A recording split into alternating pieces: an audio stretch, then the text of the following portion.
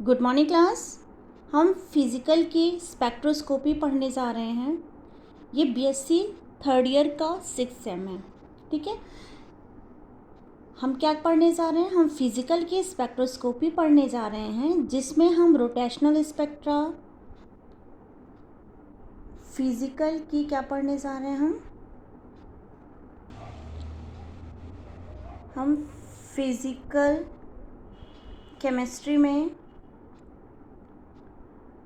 Chemistry में पढ़ने जा रहे हैं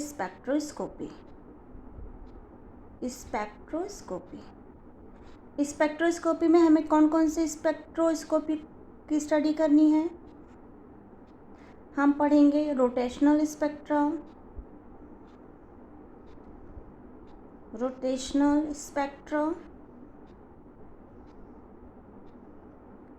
vibrational spectra,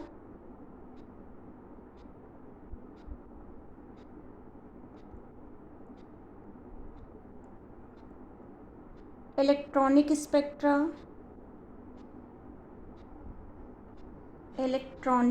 spectra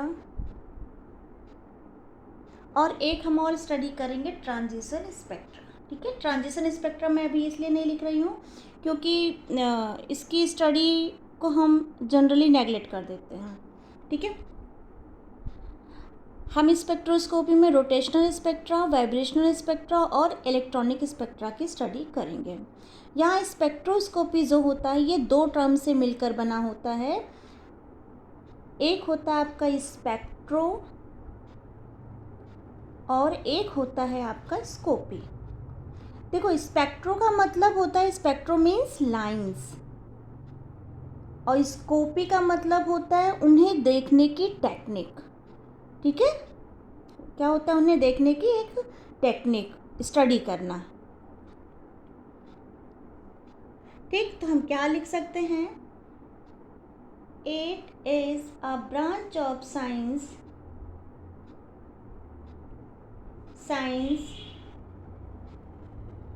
which deals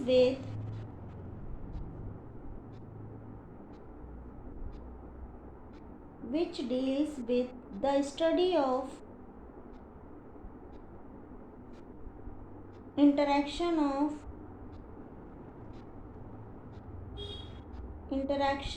electromagnetic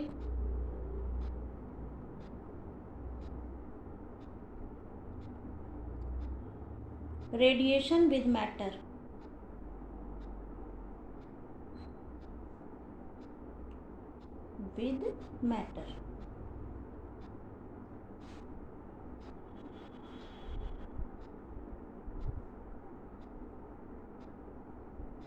ठीक, अब इलेक्ट्रोमैग्नेटिक रेडिएशन क्या होती है? सबसे पहले हम उसे देखते हैं। क्लियर? वो रेडिएशन जो रिप्रेजेंट करती है energy emit by any source of light. क्या होती है रेडिएशन आपकी? जो आपकी इलेक्ट्रोमैग्नेटिक रेडिएशन होती है ये रिप्रेजेंट करती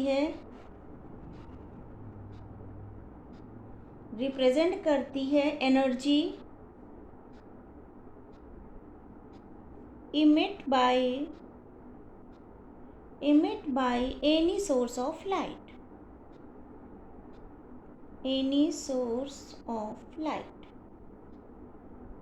क्लियर? मतलब किसी भी सोर्स ऑफ लाइट से जो रेडिएशन है, ठीक है, उसी को हम बोलते हैं इलेक्ट्रोमैग्नेटिक रेडिएशन। ये इलेक्ट्रोमैग्नेटिक रेडिएशन ड्यूल नेचर के होते हैं। जो आपके इलेक्ट्रोमैग्नेटिक रेडिएशन होते हैं इनका नेचर कैसा होता है? Dual nature. ठीक है, मीन्स इसमें पार्टिकल नेचर भी पाए जाते हैं, पार्टिकल नेचर भी होता है इसमें, और इसमें वेव नेचर भी होता है, वेव नेचर भी इसमें आता है। ठीक है, इसी के साथ इसकी फील्ड भी आती है।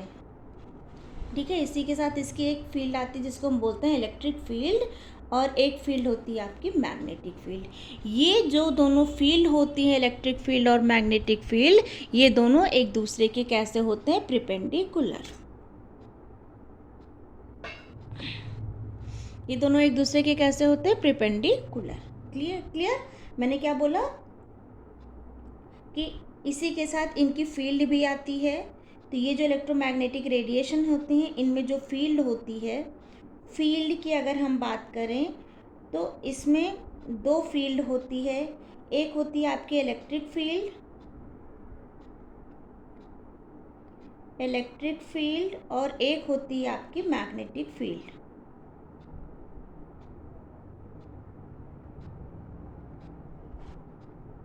ठीक है, और ये दोनों फील्ड एक दूसरे के परपेंडिकुलर होते हैं।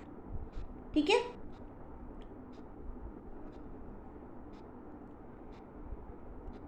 अब ये जो रेडिएशन होती है बेटा, ये रेडिएशन हमेशा वेलोसिटी ऑफ लाइट से ट्रेवल करती है। तो जो आपकी वेलोसिटी ऑफ लाइट है c इज इक्वल टू क्या होती है इसकी वैल्यू?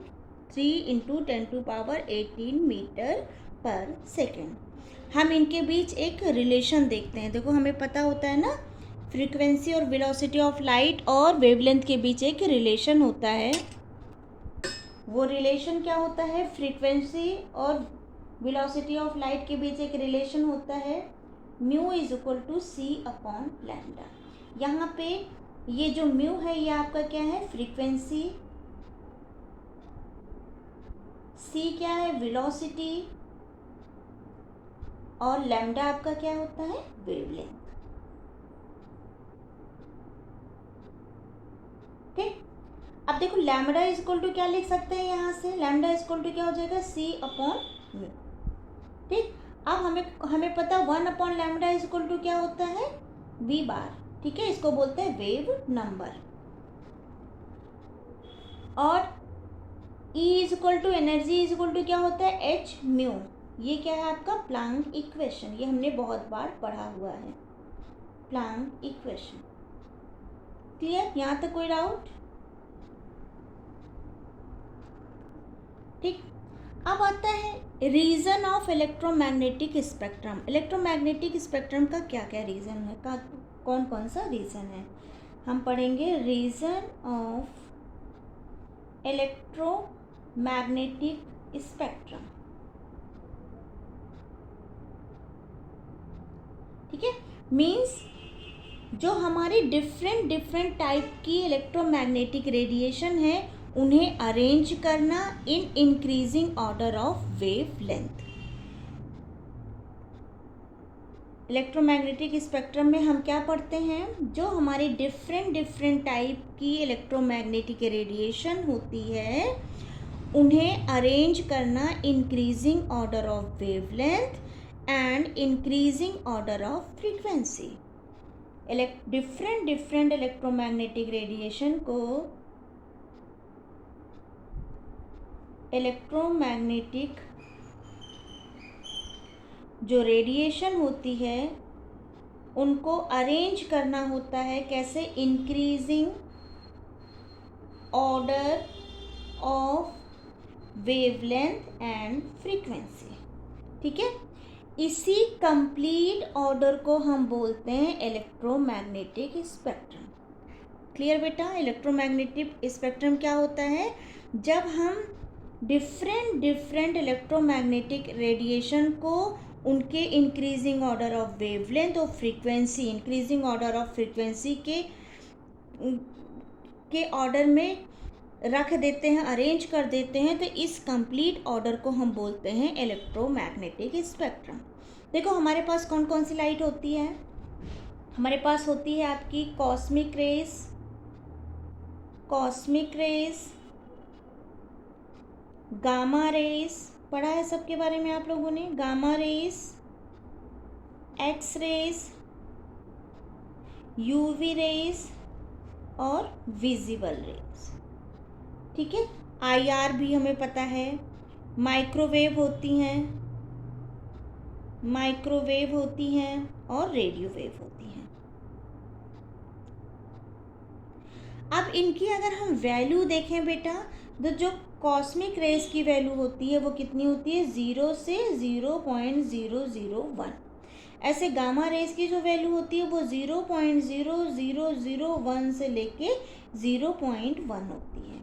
एक्स रेज की जो वैल्यू होती है वो 0.001 से लेके 100 तक होती है, जबकि जो आपकी यूवी रेंज होती है, यूवी रेंज की जो वैल्यू होती है वो 1 से लेके 3800 होती है, जबकि जो विजिबल रेंज होती है वो 3800 से लेके 7600 तक होती है। अगर हम IR की रेंज देखें तो वो 7600 से लेके 3 × 10⁻7 होती है, जबकि माइक्रोवेव की जो रेंज होती है वो 3 × 10⁸ से लेकर 3 × 10⁻11 होती है। रेडियो वेव की बात करें तो ये 3 × 10⁻7 से लेके 3 × 10⁻17 होती है।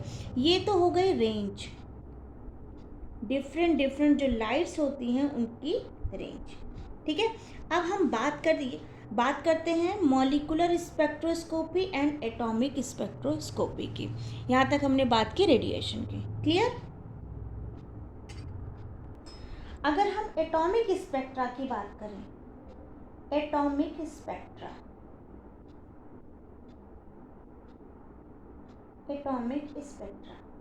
एटॉमिक स्पेक्ट्रा के पहले हम स्पेक्ट्रा की अगर बात करें तो देखो, जब इलेक्ट्रॉन ग्राउंड स्टेट से, ये ग्राउंड स्टेट है, ठीक है, ग्राउंड स्टेट से एक्साइटेड होके एक्साइटेड स्टेट में जाता है, ठीक है, तो वहाँ पे ये बहुत टाइम तक रुकता नहीं है, क्योंकि एक्साइटेड स्टेट इलेक्ट्रॉन की स्टेबल स्टेट नहीं होती। तो इलेक्ट्रॉन यहाँ से ऊपर जाता है, और जब वो वापस आता है यहाँ से एक्साइटेड स्टेट से ग्राउंड स्टेट में वापस आता है, तो वहाँ से ये कुछ एनर्जी क्या कर देता है, कुछ एनर्जी जो है लाइट के फॉर्म में इमिट कर देता है। तो यहाँ से जो लाइट आती है उसी को हम क्या बोलते हैं, स्पेक्ट्रम। क्या बोला, जब इलेक्ट्रॉन ग्राउंड स्टेट से एक्साइटेड होकर एक्साइटेड स्टेट में जाता है तो यहाँ पे बहुत टाइम तक स्टेबल नहीं रहता, और वापस जब ग्राउंड स्टेट में आता है कुछ एनर्जी को लाइट के फॉर्म में इमिट करता है, दैट इज स्पेक्ट्रम। इसी को बोलते हैं स्पेक्ट्रम। ठीक है, अब क्योंकि हम एटॉमिक स्पेक्ट्रा की बात कर रहे हैं, तो जब एक एटम एनर्जी को एब्जॉर्व करे और ग्राउंड स्टेट से हायर स्टेट में जंप करे, तो इन दोनों के एनर्जी लेवल के बीच जो डिफरेंस आएगा वो कहलाएगा क्या, एटॉमिक स्पेक्ट्रा। मतलब एक्साइटेड होके हायर स्टेट में गया, फिर जब वापस आया तो कुछ एनर्जी को लॉस करेगा, तो ये जो एनर्जी का डिफरेंस आ रहा है उसको हम बोलते हैं एटॉमिक स्पेक्ट्रा। क्लियर? इसको बोलेंगे हम एटॉमिक स्पेक्ट्रा। इन दोनों एनर्जी लेवल के बीच में जो डिफरेंस आएगा और वो जो एनर्जी इमिट होगी लाइट के फॉर्म में, उसी को हम बोलेंगे एटॉमिक स्पेक्ट्रा। अब हम बात करते हैं मॉलिक्यूलर स्पेक्ट्रा की। ये तो एटॉमिक स्पेक्ट्रा हो गया। अब हम बात करते हैं मॉलिक्यूलर स्पेक्ट्रा की। मॉलिक्यूलर स्पेक्ट्रा,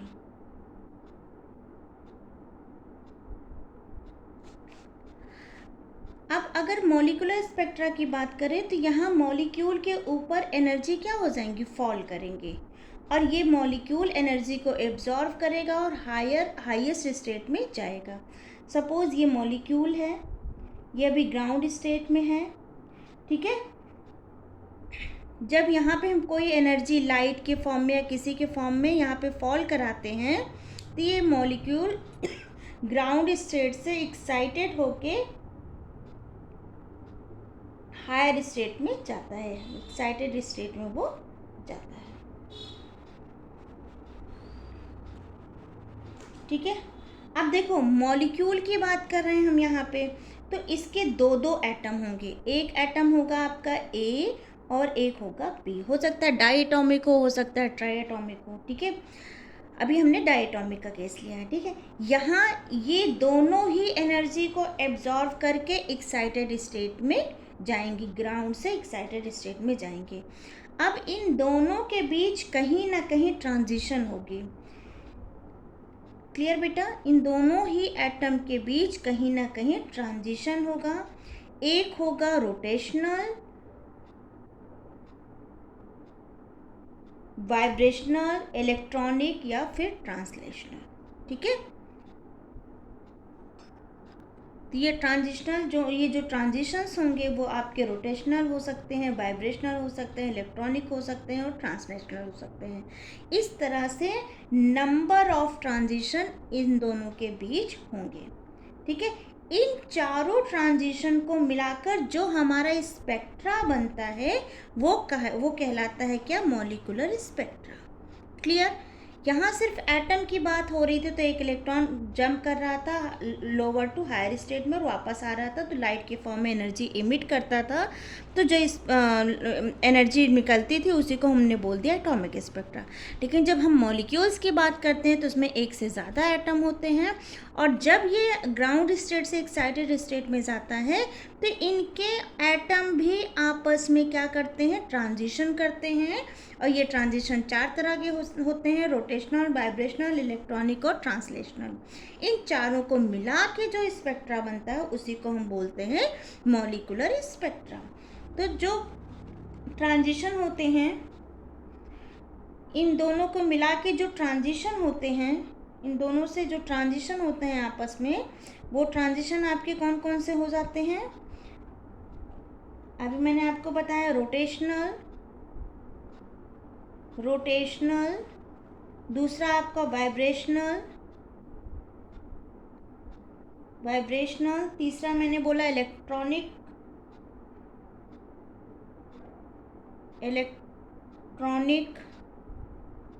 और चौथा मैंने बोला ट्रांसलेशनल।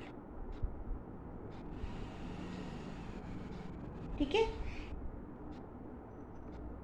अब इन एनर्जी लेवल में सबसे पहले कौन सा आता है? सबसे पहले आपका इलेक्ट्रॉनिक आता है, इसके अंदर वाइब्रेशनल होता है, वाइब्रेशनल के अंदर रोटेशनल होता है, और रोटेशनल के अंदर होता है ट्रांसलेशनल स्पेक्ट्रा।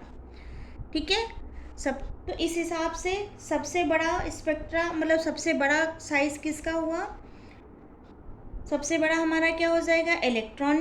इलेक्ट्रॉनिक के अंदर वाइब्रेशनल आएगा, वाइब्रेशनल के अंदर रोटेशनल आएगा, और रोटेशनल के अंदर ट्रांसलेशनल आएगा। ठीक है, जैसे इसको हम एग्जाम्पल से समझते हैं। अब अगर हम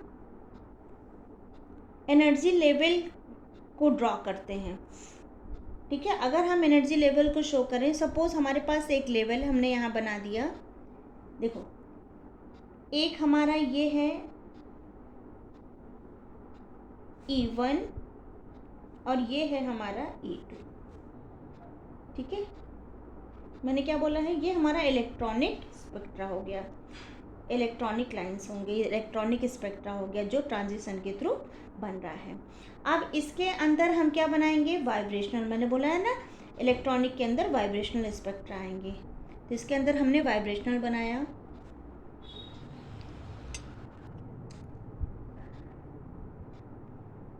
वन, टू, थ्री। ठीक है बेटा, इसका भी हमने क्या लिया? 0 से शुरू किया।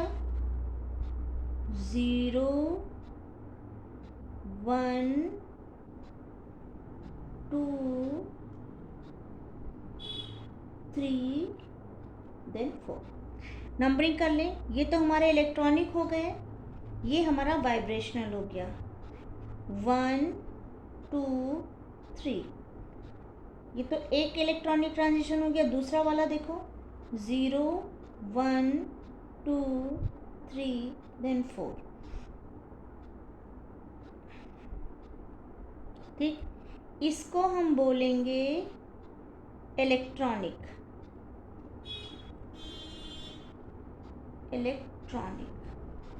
ठीक है, इसकी वैल्यू होती है n वैल्यू।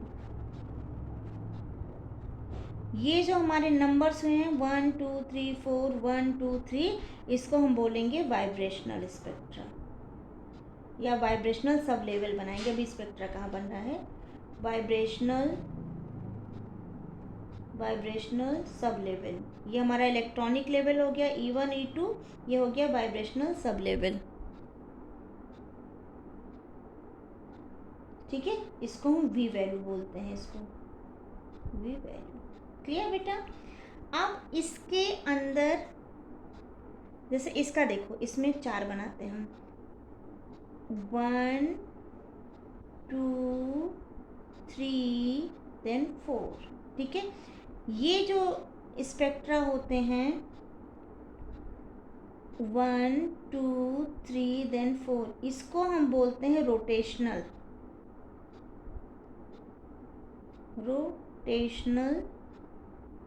Sub level. और इस रोटेशनल सब लेवल के अंदर भी बहुत छोटे छोटे छोटे छोटे लाइंस होते हैं, इनको हम बोलते हैं ट्रांसलेशनल।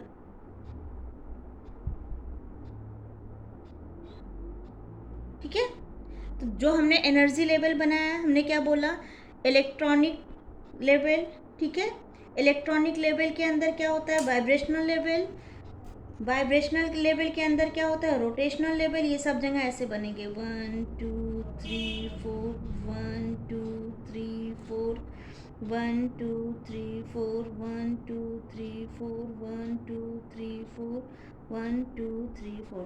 तो इलेक्ट्रॉनिक के अंदर वाइब्रेशनल, वाइब्रेशनल के अंदर रोटेशनल, और रोटेशनल के अंदर क्या हो जाएंगे, ट्रांसलेशनल। ये है हमारा मॉलिक्यूलर एनर्जी लेवल डायग्राम। इसको बोलेंगे मॉलिक्यूलर एनर्जी लेवल डायग्राम। अब इन लेवल्स में देखा जाए तो ये जो आपके होते हैं ट्रांसलेशनल, जो रोटेशनल के अंदर ड्रॉ किए जाते हैं, इनकी लाइंस इतनी पास होती है कि इनको हम नेग्लेक्ट कर देते हैं। ठीक है, तो आई होप आपको समझ में आया होगा एटॉमिक स्पेक्ट्रा को हम कैसे स्टडी करते हैं और मॉलिक्यूलर स्पेक्ट्रा को हम कैसे स्टडी करते हैं। एटॉमिक स्पेक्ट्रा में एक एटम होता है तो इलेक्ट्रॉनों का एक्साइटेड होना, ग्राउंड से हाईएस्ट स्टेट में, एक्साइटेड स्टेट में जाना और वापस आना, जो लाइट का इमिशन हो रहा है वो हमारा क्या कहलाता है, एटॉमिक स्पेक्ट्रा। जबकि मॉलिक्यूलर स्पेक्ट्रा में हम एक से ज़्यादा एटम्स होते हैं, तो उनमें जो एटम इसमें मॉलिक्यूल्स पे जब लाइट डाली जाती है तो वो ग्राउंड से एक्साइटेड स्टेट में जाता है और वापस भी आता है। तो स्पेक्ट्रम तो फॉर्म होते ही हैं, साथ के साथ इन एटम्स का आपस में भी ट्रांजिशन होता है, और ये ट्रांजिशन 4 लेवल में होता है, जिसकी वजह से यहाँ पे क्या बनता है, स्पेक्ट्रा फॉर्म होता है। तो आई होप आपको ये चीज़ समझ में आई होगी। अब इसके आगे का लेक्चर मैं अपने लेक्चर नंबर 2 में डालूँगी। Thank you.